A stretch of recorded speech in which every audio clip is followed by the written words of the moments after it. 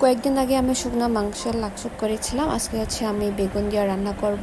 প্রথমে শুকনো মাংস দুইটাকে আমি ভালো করে ভিজিয়ে নিয়েছি, তারপর ছোট ছোট করে কেটে নিলাম। কেটে নেওয়ার পর রান্নার জন্য এখানে আমি দিয়ে দিচ্ছি আদা, রসুন আর মরিচ বাটা, আর নাপ্পির পানিটা দিলাম, একটু হলুদ দিলাম, একটু লবণ দিয়ে ভালো করে নেড়ে সব কিছু মিক্স করার পর আমি শুকনো মাংসটা দিয়ে দিলাম একসাথে।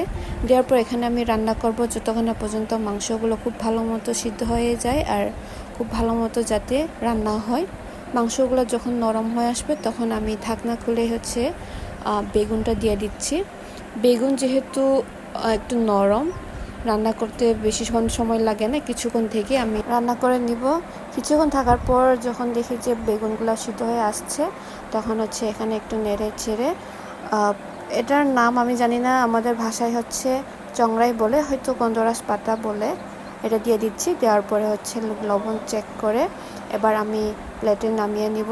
এটা গরম গরম ভাতের সাথে খেতে কিন্তু খুব ভালো হয়েছে। আর এই ধরনের তরকারি হচ্ছে একটু ঝাল ঝাল না হলে কিন্তু জমে না, এটার জন্য আমি একটু ঝাল বেশি দিয়ে রান্না করেছি, যেটা হচ্ছে অনেকটা ভাত খাওয়া যায়। এই ছিল আমার শুকনো মাংসের তরকারি। Thanks for watching.